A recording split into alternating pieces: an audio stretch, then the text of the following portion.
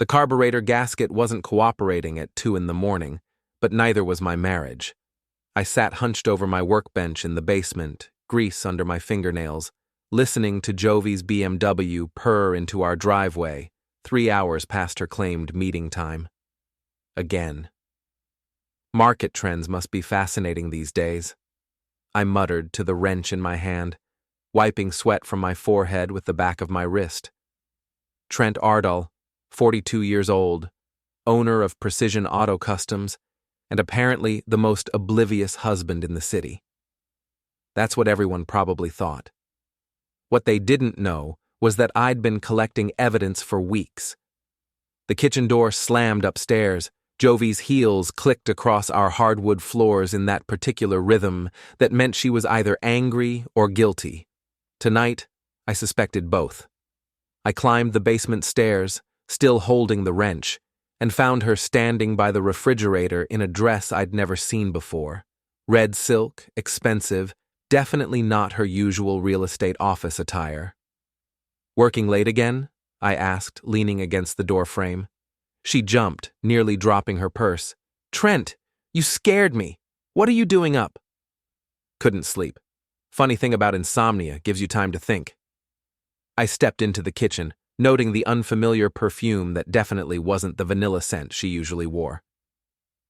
"How was the Henderson property showing?" Her eyes darted left, then right. Classic tell. "Oh, it went well. Very interested buyers. We might close by next week." "That's wonderful news." I moved closer, studying her face. "Strange, though. I called the office around 9. Megan said you left at 6. Jovie's jaw tightened almost imperceptibly. "I had dinner with a client afterward. You know how these things work." "Right. Must have been a messy dinner." I pointed to a small stain on her collar that looked suspiciously like marinara sauce. "Or maybe lipstick that isn't yours." She touched the spot instinctively, then caught herself. "I don't know what you're implying, but I'm tired. We can discuss this tomorrow." "Actually, let's discuss it now." I pulled out my phone and showed her a screenshot from the Find My app. "See this little dot? That's your phone. Interesting how it spent 4 hours at the Meridian Towers instead of the Henderson place." The color drained from her face. Jovie had always been a terrible liar, which made her current deception all the more insulting. "You're tracking me?" Her voice rose to that pitch that meant she was about to flip the script and make me the villain.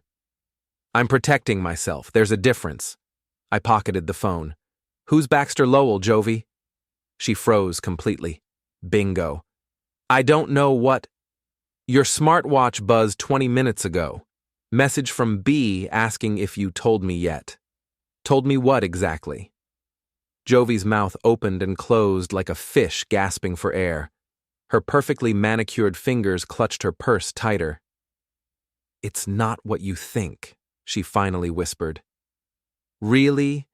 Because what I think is that my wife of 8 years has been screwing around with some real estate developer while I work 60-hour weeks to pay for her lifestyle." I set the wrench down on the counter with a deliberate clink. "What I think is that she's been lying to my face for months while planning her exit strategy." Tears formed in her eyes, but I'd seen Jovie cry on command before. She'd done it to get out of a speeding ticket just last month. "Trent, please, let me explain." "Explain what? How you accidentally ended up in another man's bed? How you accidentally bought new lingerie that I've never seen? How you accidentally started meeting him at hotels instead of showing houses?" Her composure cracked. "How long have you known?" "Long enough." I leaned against the counter, crossing my arms. "Long enough to take pictures of you two at Romano's last Tuesday. Long enough to find the second phone in your car. Long enough to copy every text message you've sent him for the past 6 weeks." Jovie's face went pale. "You went through my things?"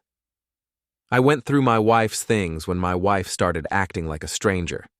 I pushed off from the counter. "The question now is what we do about it." "I want a divorce," she said quietly. "I figured.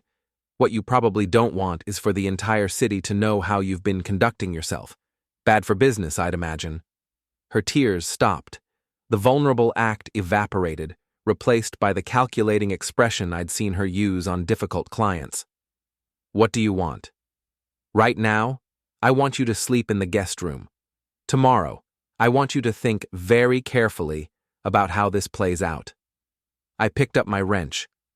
Because, Jovie, you might be good at selling houses, but I'm excellent at fixing things that are broken. And this marriage? It's beyond repair. I headed back toward the basement, then paused at the top of the stairs.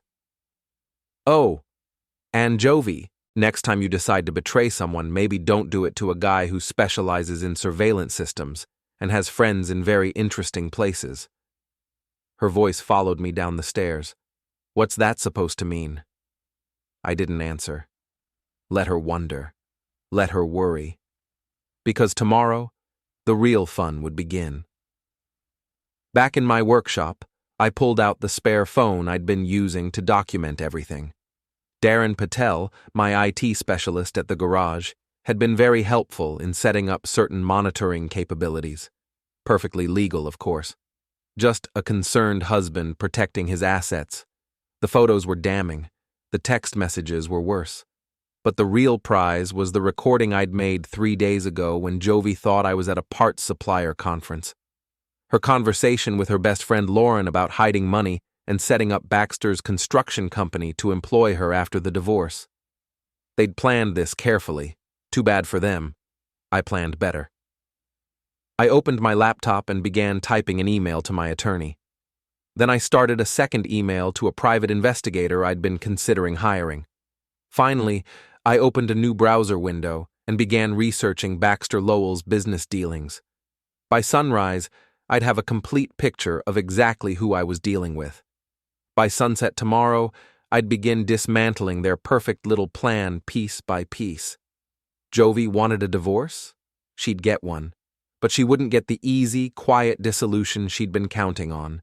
She'd get exactly what she deserved, served up with the same attention to detail I brought to every custom restoration that came through my shop.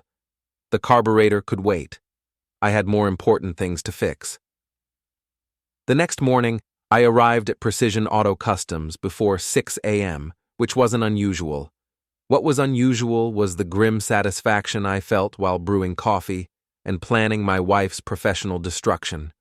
Jace Warren, my business partner, and the closest thing to a brother I'd ever had, found me hunched over my laptop in the office at 7 sharp. "You look like hell, Trent." He set down his own coffee and studied my face. "Jovie finally admit to stepping out?" "How'd you know?" I glanced up from the screen where I'd been reading about Baxter Lowell's recent construction projects. "Man, everyone knows.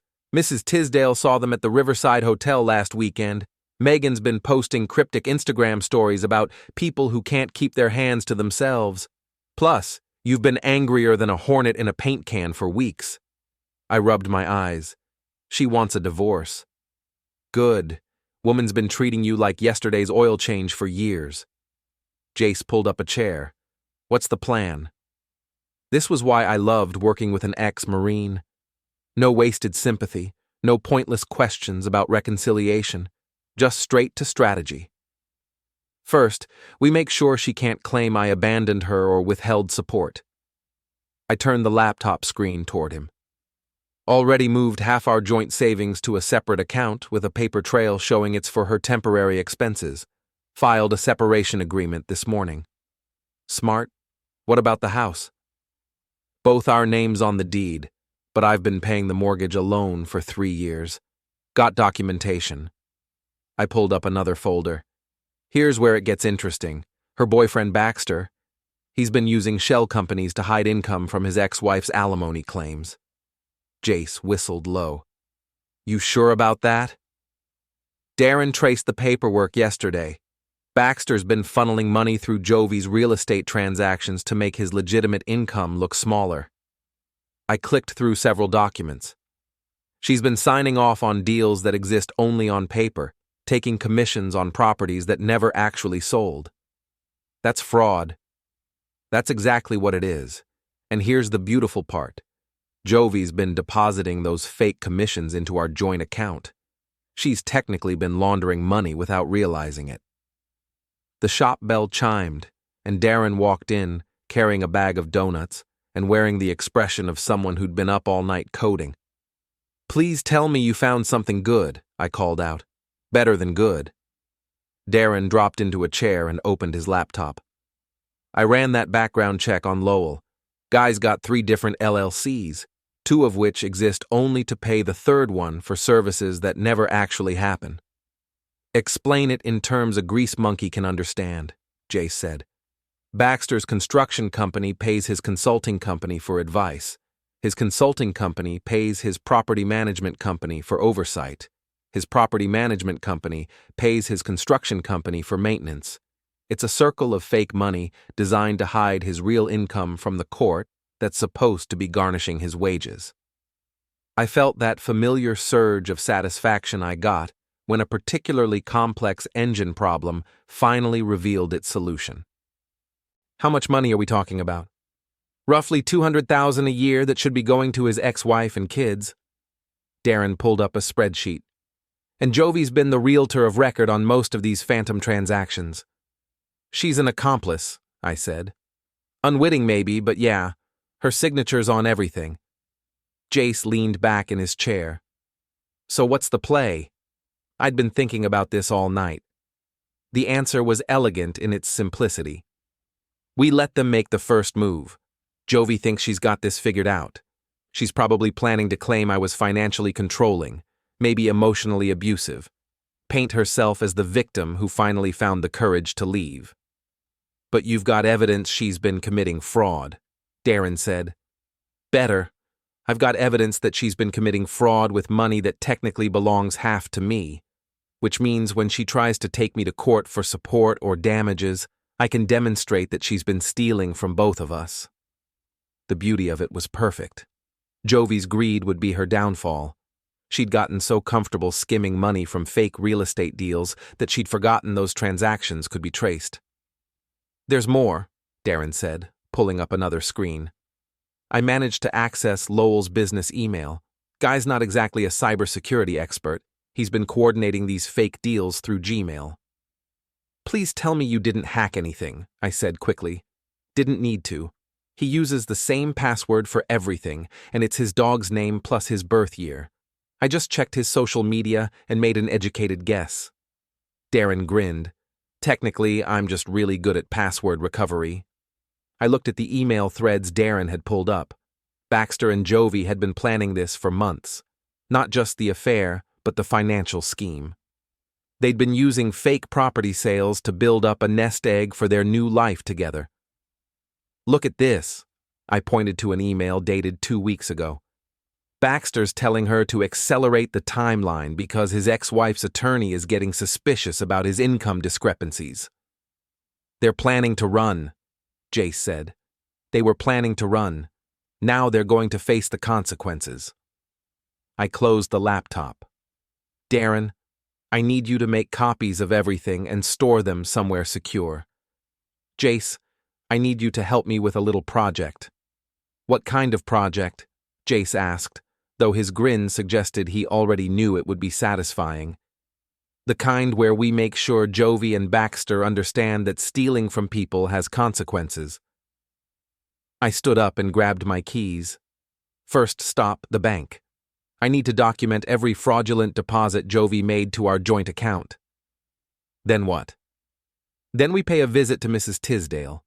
If there's one thing that woman loves more than gossip, it's justice. And I have a feeling she'd be very interested to know that our neighborhood's newest power couple has been running a financial scam." As we headed out to my truck, I felt lighter than I had in months. Jovie thought she was playing chess while I was stuck playing checkers. What she didn't realize was that I'd been playing an entirely different game. She wanted to destroy my life and steal my money? Fine. But she'd picked the wrong man to underestimate. I'd spent 20 years fixing things that other people had broken beyond repair. Now it was time to apply those same skills to fixing my marriage problem, permanently. Mrs. Tisdale was watering her prized roses when I pulled into her driveway at exactly 9 a.m. 83 years old, sharp as a tack, and the unofficial information hub of our neighborhood. If you wanted news to spread, you told Mrs. Tisdale. If you wanted it to spread accurately, you brought documentation. Trent, dear, you look terrible. She set down her watering can and studied my face with the intensity of a detective examining evidence. Jovie finally show her true colors? Something like that. I handed her a manila folder. I was hoping you might help me understand some paperwork. Mrs. Tisdale had been a paralegal for 40 years before retirement. She knew exactly what I was really asking. She opened the folder and scanned the bank statements I'd printed that morning. Her eyebrows climbed higher with each page. My goodness. These deposits, she looked up at me.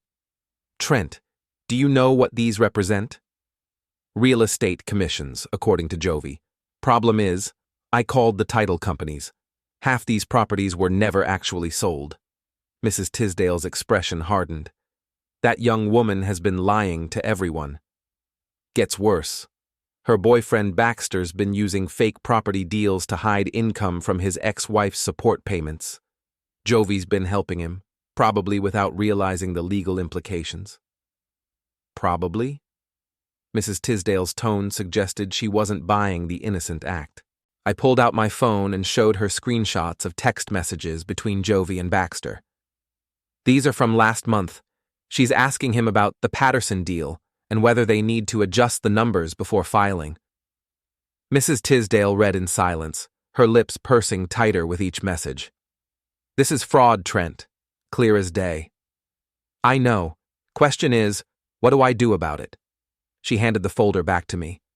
You document everything, file for divorce on grounds of financial misconduct, and let the authorities sort out the rest. She paused, studying my face. But that's not really what you're asking me, is it? I'd always liked Mrs. Tisdale. I'm asking if you think the neighborhood should know what kind of people they're dealing with. I think, she said carefully, that people have a right to know when someone's been stealing from their own spouse. And I think Jovie's been putting on airs for too long. Hypothetically, if someone were to share this information, how would you suggest they do it? Mrs. Tisdale smiled, and for a moment I could see the formidable legal professional she'd once been. Hypothetically, I'd suggest they make sure the information reaches people who matter. Jovie's boss at the real estate office, the president of the neighborhood association, maybe that nice reporter who covers local business news. That's a lot of people to contact individually. Oh, I wouldn't worry about that, dear. Good news travels fast around here. She picked up her watering can, especially when it's backed up by documentation. I thanked Mrs. Tisdale and drove to the office, where Darren was waiting with a thick stack of papers and a satisfied expression. Got everything organized, he said, handing me several folders. Bank records, email printouts, property transaction histories, and a timeline showing how the fake deals correspond with deposits to your joint account. This is enough to bury them, I said, flipping through the documentation. Gets better. I did some digging on Baxter's construction business. Guy's been overbilling municipal contracts and using the excess to fund his fake property deals. He's not just cheating his ex-wife, he's stealing from the city. I sat down heavily. How much are we talking about? Rough estimate? About $500,000 over 3 years. Holy hell. Yeah. And here's the kicker. Jovie's been the listing agent on the properties he claims to own. She's been signing documents stating she's verified the property values and ownership status, which makes her legally liable for any misrepresentation, I said, understanding the implications. Exactly. Even if she didn't know about the fraud initially, she's been negligent in her due diligence. Her real estate license is toast. I thought about Jovie's reaction when she realized her career was over. She'd worked for 8 years to build her reputation in this city. Her client list, her professional network, her income, all of it depended on people trusting her integrity. Darren, I need you to prepare 3 separate packages, one for the district attorney's office, one for the state real estate licensing board, and one for the IRS. You sure you want to go nuclear? She made the choice when she decided to steal from me while planning her exit strategy. I stood up. I'm not going to destroy her life. I'm going to let her destroy it herself. I'm just making sure people know what she's been doing. The phone rang. Jace answered, then held it out to me. It's your attorney. Trent. We need to talk. David Morrison's voice was tense. Jovie just filed a restraining order claiming you threatened her last night. That's impossible. I never threatened her. She's also claiming you've been financially controlling and that you're hiding assets. She wants emergency spousal support and exclusive use of the house. I felt a surge of rage, then forced myself to think clearly. David, how quickly can you get to my office? 20 minutes. Why? Because I have documentation that's going to change this entire case. While waiting for David, I called the bank and requested a meeting with the Fraud Investigation Department. Then I called the city's ethics hotline and reported suspected contractor fraud. Finally, I called the local newspaper's business reporter. By the time David arrived, I had appointments scheduled for the rest of the week, and a plan that would systematically dismantle every lie Jovie had built her new life on. This is extensive, David said, reviewing the evidence folders. Trent, this goes way beyond divorce court. We're talking criminal charges. I know. Question is, do we file first or let them dig their hole deeper? David considered this. The restraining order hearing is tomorrow. If we present this evidence then, it'll be public record immediately. Perfect. I want it public. You sure? Once this comes out, there's no going back. Jovie's career is finished. Baxter's probably looking at prison time. I thought about my wife lying to my face for months, about her planning to steal money I'd worked 60-hour weeks to earn, about her trying to paint me as abusive to cover her own crimes. David, file everything. Today. All right, but Trent? You might want to stay somewhere else tonight. When this hits, Jovie's going to be desperate. Already planned on it. I'm staying at Jace's. As David left with the evidence folders, I felt a strange sense of peace. For months I'd been reacting to Jovie's deception. Now, finally, I was taking control. Tomorrow, in open court, the truth would come out. Jovie's restraining order would be dismissed. Her fraud would be exposed. Her career would end. And I would finally be free. The restraining order hearing was scheduled for 10 a.m. I arrived at the courthouse at 9:30 with David, 3 folders of evidence, and a grim sense of anticipation. Jovie sat across the courtroom with her attorney, Lauren Carter. She'd dressed carefully for the occasion, conservative blue suit, minimal makeup, the picture of a frightened wife seeking protection. She didn't look in my direction once. Baxter wasn't there, which struck me as odd until I realized Jovie was probably trying to keep him out of the official record for as long as possible. All rise for the Honorable Judge Patricia Hendricks. Judge Hendricks was known for her no-nonsense approach and her particular dislike of frivolous restraining orders. David had seemed pleased when we learned she'd be hearing the case. Mrs. Ardell, you're requesting a restraining order against your husband based on alleged threats made during a domestic dispute. Please present your evidence. Jovie's attorney stood. Your Honor, my client has been subjected to months of increasingly controlling behavior. Her husband has been monitoring her movements, accessing her personal communications, and last night explicitly threatened to ruin her life and career. Mrs. Ardell, did your husband physically threaten you? Jovie stood nervously. He said he was going to destroy me, Your Honor. He's been tracking my phone and going through my personal belongings. I'm afraid of what he might do. Judge Hendricks made a note. Mr. Ardell, how do you respond to these allegations? David stood. Your Honor, my client did inform his wife that her actions would have consequences. However, those consequences are legal, not physical. We have extensive documentation showing that Mrs. Ardell has been engaged in financial fraud, and Mr. Ardell was simply informing her that he intended to pursue legal remedies. That's a serious allegation, Counselor. Do you have evidence to support it? We do, Your Honor. Substantial evidence. Judge Hendricks looked intrigued. I'll hear it. David opened the first folder.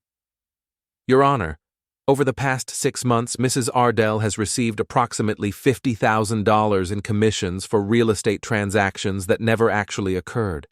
These funds were deposited into joint accounts shared with my client. Jovie's face went pale. Lauren whispered urgently in her ear. Furthermore, David continued, these fake transactions were part of a scheme orchestrated by Mrs. Ardell's romantic partner, Baxter Lowell, to hide income from court-ordered support payments to his ex-wife. Objection. Lauren stood quickly. This is a restraining order hearing, not a fraud investigation. Overruled. The nature of the alleged threats is directly relevant to whether a restraining order is justified. Judge Hendricks leaned forward. Continue, Mr. Morrison. David handed copies of the bank records to the court clerk. Mrs. Ardell has been signing documentation claiming she verified property values and ownership status for properties that don't exist. She's been acting as the agent of record for sales that never happened, and she's been depositing the proceeds into accounts that her husband had access to, making him an unwitting accomplice to fraud. Judge Hendricks studied the documents. Mrs. Carter, does your client have an explanation for these transactions? Lauren and Jovie huddled in whispered conversation. I could see Jovie shaking her head frantically. Your Honor, my client was unaware of any irregularities in these transactions. If there was fraud involved, she was a victim, not a perpetrator. David smiled. Your Honor, we have email correspondence between Mrs. Ardell and Mr. Lowell discussing the need to adjust numbers and accelerate the timeline for these fake transactions. She was not only aware, she was actively participating. He handed over printouts of the emails Darren had recovered. Judge Hendricks read them carefully, her expression growing more severe with each page. Mrs. Ardell, these emails suggest you were well aware that these transactions were fraudulent. Do you have an explanation? Jovie stood shakily. Your Honor, Those emails are taken out of context. Baxter told me those were legitimate business discussions. Mrs. Ardell, you're a licensed real estate professional. Are you claiming you didn't understand the legal implications of signing false documentation? Silence. Judge Hendricks set down the papers. Mrs. Ardell, not only am I denying your request for a restraining order, I'm referring this matter to the District Attorney's Office for investigation. Mr. Morrison, please provide copies of all evidence to the court clerk. Already prepared, Your Honor. Mrs. Carter, I suggest you advise your client to seek separate representation for the criminal matters that are likely to arise from this evidence. Lauren looked like she'd been hit by a truck. Your Honor, we request time to review. Denied. This hearing is concluded. Judge Hendricks banged her gavel. Mrs. Ardell, you are not to contact your husband except through counsel. Mr. Ardell, you are free to return to your residence. As we filed out of the courtroom, I caught sight of Jovie's face. The careful mask had cracked completely. She looked terrified. That went better than expected, David said as we reached the hallway. What happens now? Now the real investigation begins. The DA will want to interview you, probably within the next few days. The state licensing board will open their own investigation. And Jovie's going to realize that her life, as she knew it, is over. We were interrupted by Lauren Carter approaching with obvious reluctance. David, my client would like to discuss a settlement. David laughed. A settlement? Lauren, your client is looking at felony fraud charges. What exactly does she think she has to negotiate with? She's willing to provide information about Baxter Lowell's other business dealings in exchange for leniency. She can provide that information to the district attorney. We're not interested in deals. Lauren's professional composure slipped. Trent, please. Jovie made mistakes, but she doesn't deserve to have her life destroyed. I looked at her for a long moment. Lauren, Your client spent months lying to me while stealing money I worked 60-hour weeks to earn. She filed a false restraining order to try to paint me as abusive. She was planning to take half of everything I own while hiding her own criminal activity. I paused. She destroyed her own life. I just documented it. The media's going to crucify her. That's not my problem. As Lauren walked away, David turned to me. You sure about this? Once the story breaks, it's going to be ugly. I'm sure. I thought about Jovie's face when Judge Hendricks read those emails aloud. She made her choices. Now she gets to live with the consequences. My phone buzzed. Text message from Mrs. Tisdale. Saw the news vans at Jovie's office. Well done, dear. I smiled. The neighborhood information network was faster than I'd expected. By evening, the local news would be running stories about fraud in the real estate industry. By tomorrow, Jovie's professional reputation would be destroyed. By next week, she'd probably be facing criminal charges. It wasn't revenge. It was justice. And it felt exactly right. 3 days after the hearing, I was replacing brake pads on a vintage Mustang when Jace walked into the shop with a newspaper and a grim expression. You need to see this, he said, spreading the paper across my workbench. The headline read, Local real estate agent charged in fraud scheme. Below it was a photo of Jovie being escorted from her office by 2 detectives. They arrested her this morning, Jace said. Darren heard it on the police scanner. I wiped my hands on a shop rag and read the article. The district attorney had moved faster than expected. Jovie was facing charges of fraud, money laundering, and filing false documents. Baxter had been arrested simultaneously at his construction office. Says here they found evidence of over $600,000 in fraudulent transactions, I said. Keep reading. The article mentioned that the investigation had been triggered by evidence provided during a divorce proceeding. It quoted the DA saying this was one of the most extensive real estate fraud cases the county had seen. Jovie's attorney is claiming she was manipulated by Lowell, Jace said, trying to paint her as another victim. Won't work. Too much evidence showing she knew exactly what she was doing. My phone rang. David Morrison. Trent, we need to talk. Can you come to my office this afternoon? What's wrong? Nothing's wrong, but there have been some developments you should know about. An hour later, I sat in David's office while he explained the situation. The DA wants to interview you next week, but that's just routine. You're a witness, not a suspect. He leaned back in his chair. However, Jovie's new attorney is trying a different approach. What kind of approach? They're claiming the marriage was abusive and that Jovie was coerced into participating in the fraud scheme. They want to argue that she was acting under duress. I felt my jaw clench. That's ridiculous. I know. But it's a strategy that sometimes works, especially if the defendant is willing to testify against their co-conspirator. David pulled out a legal document. Which brings me to the reason I called. Jovie's attorney has filed a motion claiming you have additional evidence that could exonerate her. What additional evidence? They're claiming you must have recordings or other documentation that would show Baxter threatening or coercing Jovie into the fraudulent activities. I stared at him. They want me to manufacture evidence to help her defense? They want access to any recordings you might have made. Phone calls, conversations, anything that might support their duress claim. David, I don't have anything like that because it doesn't exist. Jovie was a willing participant in everything. I know, but the judge has to allow them to request it. He slid the motion across his desk. You'll need to provide a sworn statement that you have no evidence supporting their duress claim. I read through the legal language, feeling increasingly angry. Even facing criminal charges, Jovie was trying to manipulate the system. There's something else, David said. The motion includes a request for you to testify on Jovie's behalf at her trial. Absolutely not. I told them you'd say that. But Trent, there's a possibility they'll subpoena you anyway. To say what? That my wife was a willing participant in stealing from me? To say that you never witnessed Baxter threatening or coercing her. I thought about this. David, what if I did testify? What if I told the truth about what I observed?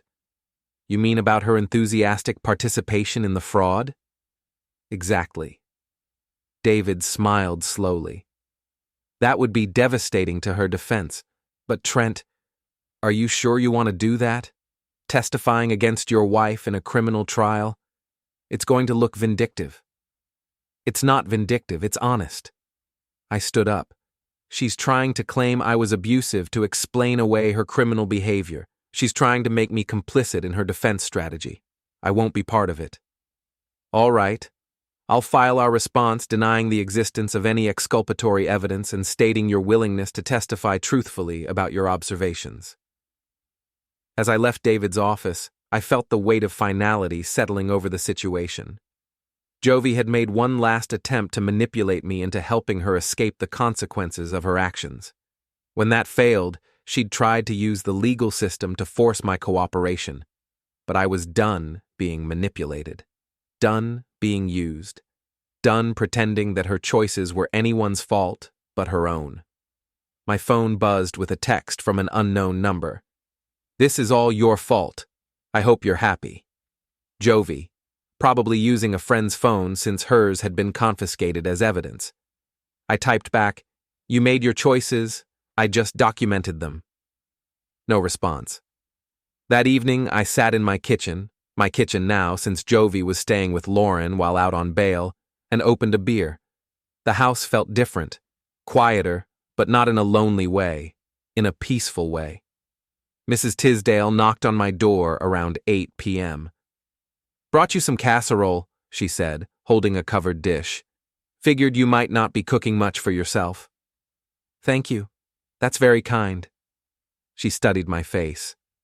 How are you holding up, dear? Better than expected, actually. Good. You did the right thing, you know. That woman was stealing from you while planning to leave you. Some people might call that justice. Some people might. The neighborhood's talking, of course, but it's not criticism. Most folks are saying it's about time someone stood up to people who think they can get away with anything. After Mrs. Tisdale left, I sat down with her casserole and thought about the past few weeks. 3 weeks ago, I'd been a suspicious husband wondering if his wife was cheating. Now I was a divorced man whose ex-wife was facing prison time for fraud. I hadn't set out to destroy Jovie's life. I'd set out to protect myself from her deception. But when someone builds their future on lies and theft, protecting yourself inevitably means exposing their crimes. Tomorrow, I'd go back to work. I'd continue building my business, fixing cars, and living honestly. Jovie would continue dealing with lawyers, court dates, and the consequences of her choices. For the first time in months, that felt exactly right. 2 weeks later, I was testifying in the criminal trial of Trent Ardell and Baxter Lowell. The courtroom was packed with reporters, real estate professionals, and curious neighbors who'd followed the case in the local media. Jovie sat at the defendant's table, looking pale and defeated. Her attorney had tried every legal maneuver possible to avoid trial, but the evidence was overwhelming. Baxter, at the other defendant's table, kept shooting hostile glances in my direction. The prosecutor, Assistant District Attorney Sarah Chen, was methodical in her questioning. Mr. Ardell, when did you first become suspicious of your wife's activities? When her work schedule stopped making sense. She claimed to be showing properties at times when the offices were closed, meeting with clients who didn't exist, and earning commissions on sales that never happened. How did you document these discrepancies? I kept records of her claimed activities versus her actual whereabouts. I also tracked the deposits she made to our joint account and cross-referenced them with actual property sales in the county database. What did you find? I found that approximately 60% of her claimed sales never actually occurred. The properties either didn't exist, weren't for sale, or were listed with different agents. Sarah Chen walked me through the timeline of discovery, the evidence I'd gathered, and the pattern of fraudulent activity. With each answer, I watched Jovie's defense crumble further.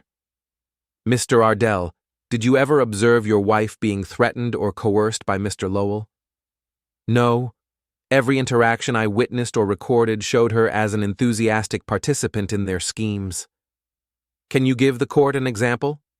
In one recorded conversation, my wife suggested accelerating their timeline because she was concerned about my growing suspicions. She recommended creating additional fake transactions to build up their escape fund more quickly. Jovie's attorney objected, but Judge Martinez allowed the testimony. Mr. Ardell, what was your wife's demeanor during these activities? Excited. She talked about their plans to move to Florida and start a new life together. She seemed to view the fraudulent transactions as clever rather than criminal. When Jovie's attorney cross-examined me, she tried to paint me as a controlling husband who'd driven his wife to desperate measures. Mr. Ardell, isn't it true that you monitored your wife's every movement? I monitored her activities after discovering she was lying to me about her whereabouts and stealing money from our joint accounts. You went through her personal belongings without permission. I went through belongings in my own home after discovering evidence of fraud. You threatened to ruin her life. I informed her that her criminal activities would have legal consequences. That's not a threat, it's a fact. The attorney tried several more approaches, but each one only reinforced the evidence of Jovie's willing participation in the fraud scheme. When I stepped down from the witness stand, I felt a profound sense of closure. I'd told the truth, completely and without embellishment. Whatever happened next was entirely in Jovie's hands. The trial continued for 3 more days. Baxter's ex-wife testified about the support payments she'd never received. City officials testified about the fraudulent municipal contracts. Real estate professionals testified about the impossibility of the transactions Jovie had claimed to facilitate. On the final day, both defendants were found guilty on all charges. Judge Martinez sentenced Baxter to 4 years in prison and ordered him to pay full restitution to his ex-wife and the city. Jovie received 2 years in prison, 5 years of probation, and permanent revocation of her real estate license. As the defendants were led away, Jovie turned to look at me one last time.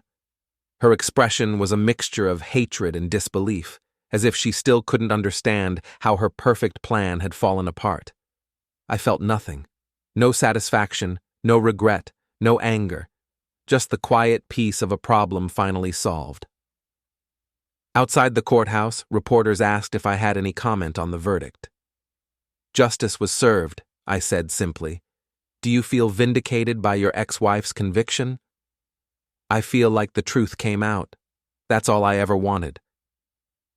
That evening, I sat in my workshop with a beer and the local newspaper. The headline read, "Real Estate Fraud Ring Sentenced to Prison." The article detailed the scope of the scheme and the investigation that had brought it down. Mrs. Tisdale knocked on my door around 9 p.m. "Saw the news," she said. "How are you feeling?" "Relieved, mostly." "Good. You've been through enough." She paused. "The neighborhood association voted to send you a letter of appreciation, by the way." "For what?" "For having the courage to do what was right, even when it was difficult." After she left, I thought about the past few months. I'd lost a wife, but I'd gained something more valuable. The knowledge that I could protect myself when necessary. That I didn't have to accept being lied to, stolen from, or manipulated. Jovie had chosen to build her new life on deception and theft. When that foundation cracked, everything built on it collapsed. I hadn't caused that collapse. I'd simply refused to be buried in the rubble. Tomorrow, I'd go back to work. I'd continue building my business, maintaining my friendships, and living honestly. Jovie would begin serving her prison sentence, dealing with the consequences of choices she'd made freely. For the first time in years, my life was entirely my own. No lies to navigate around, no theft to compensate for, no manipulation to resist. I raised my beer in a silent toast to the future, my future, built on truth and earned honestly. It felt exactly right. The workshop was quiet except for the distant hum of traffic and the occasional sound of Mrs. Tisdale's television through the walls. I finished my beer and started cleaning my tools, putting everything back in its proper place. Tomorrow would bring new projects, new challenges, new opportunities. But tonight, I was content to simply exist in the peaceful silence of a life finally set right. Jovie had wanted a new beginning. She'd gotten one, just not the kind she'd planned. As for me, I'd gotten something better than a new beginning. I'd gotten the truth, and that, I'd learned, was worth everything.